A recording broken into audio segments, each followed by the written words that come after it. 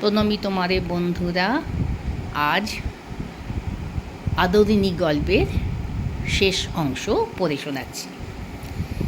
কল্যাণীর জ্যেষ্ঠ পৌত্রী, তার বিবাহের সমস্ত কথাবার্তা পাকা হইয়া গিয়াছে।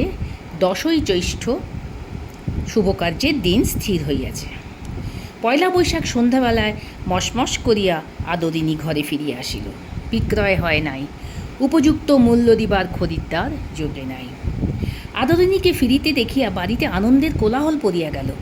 বিক্রয় হয় নাই বলিয়া কাহারও কোনো খেদের চিহ্ন সে সময় দেখা গেল না, যেন হারাধন ফিরিয়া পাওয়া গিয়াছে। সকলের আচরণের এইরূপই মনে হইতে লাগল। বাড়ির লোকে বলিতে লাগিল, আহা, আদর কত রোগা হয়ে গেছে, বোধ হয় এ কদিন সেখানে ভালো করে খেতে পায়নি, ওকে দিন কতক এখন বেশ করে খাওয়াতে হবে। আনন্দের প্রথম উচ্ছ্বাস অপনীত হইল। পরদিন প্রতিবেশী বন্ধুগণ আবার বৈঠকখানায় সমবেত হইল। অত বড় মেলায় এমন ভালো হাতির খরিদ্দার কেন জুটিল না, তাহা লইয়া আলোচনা বসিল। একজন বলিল, ওই যে আবার মুখুজ্জে মশাই বললেন, আদর যাও মা, মেলা দেখে এসো, তাই বিক্রি হলো না।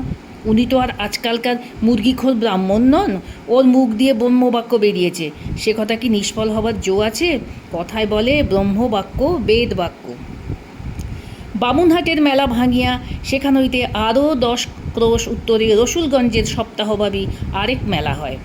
যে সকল গো মহিষাদি বামুনহাটে বিক্রয় হয় নাই, সেসব রসুলগঞ্জে গিয়া জমে। সেইখানে আদরিণীকে পাঠাইবার পরামর্শ হইল। আজ আবার আদরিণীর মেলায় যাইবে। আজ আর বৃদ্ধ তাহার কাছে গিয়া বিদায় সম্ভাষণ করিতে পারিলেন না। রীতিমতো আহারাদির পর আদরিণী বাহির হইয়া গেল। কল্যাণী আসিয়া বলিল, দাদামশাই, আদর যাওয়ার সময় কাঁদছিল।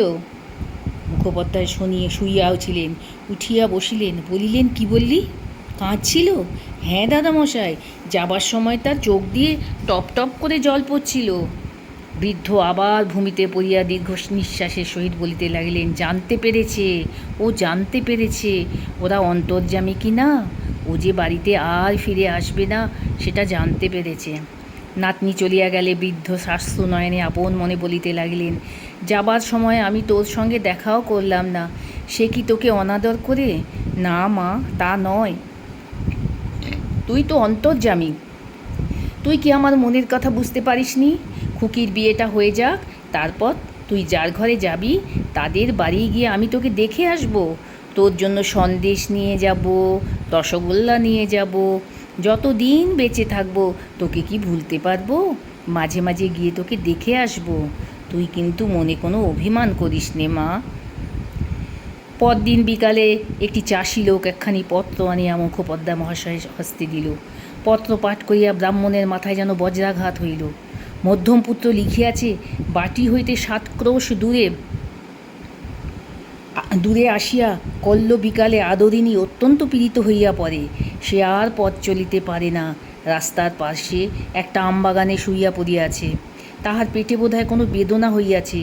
সুরটি উঠাইয়া মাঝে মাঝে কাতর স্বরে আর্তনাদ করিতেছে। মাহুত যথাবিদ্যা সমস্ত রাত্রি চিকিৎসা করিয়াছে, কিন্তু কোনো ফল হয় নাই। বোধহয় আদরিণী আর বাঁচিবে না।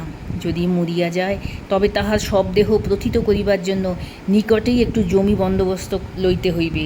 সুতরাং কর্তামশায়ের অবিলম্বে আসা আবশ্যক।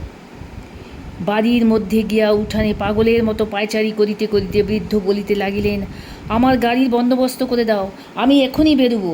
আদরের অসুখ, যন্ত্রণায় সে ছটফট করছে, আমাকে না দেখতে পেলে সে সুস্থ হবে না, আমি আর দেরি করতে পারবো না। তখনই ঘোড়ার গাড়ির বন্দোবস্ত করিতে লোক ছুটিল। বধূরা অনেক কষ্টে বৃদ্ধকে একটু দুগ্ধমাত্র পান করাইতে সমর্থ হইলেন। রাত্রি 10টার সময় গাড়ি ছাড়িল। জ্যেষ্ঠপুত্র সঙ্গে গেলেন। পত্রবাহক সেই চাষি লোকটি কোচবাক্সে বসিল। পরদিন প্রভাতে গন্তব্যস্থানে পৌঁছিয়া বৃদ্ধ দেখিলেন সমস্ত শেষ হইয়া গিয়াছে। আদরিণী সেই নবজলধর বর্ণ বিশাল দেহখানি আম্রবনের ভিতরে পতিত হইয়া রহিয়াছে। তাহা আজ নিশ্চল নিস্পন্দ। বৃদ্ধ ছুটিয়া গিয়া হস্তিনীর সব দেহের নিকট লুটাইয়া পড়িয়া তাহার মুখের নিকট মুখ রাখিয়া কাঁদিতে কাঁদিতে বারংবার বলিতে লাগিল, অভিমান করে চলে গেলি মা, তোকে বিক্রি করতে পাঠিয়েছিলাম বলে তুই অভিমান করে চলে গেলি। ইহার পর 2টি মাস মাত্র মুখোপাধ্যায় মহাশয় জীবিত ছিলেন। কেমন লাগলো বলো? আদরিণী গল্প প্রভাত কুমার মুখোপাধ্যায়ের লেখা তোমাদের কেমন লাগলো? আমি কি যথাযথভাবে তোমাদের পরিবেশন করে শোনাতে পারলাম? যদি ভালো লেগে থাকে তাহলে আমাকে জানিও।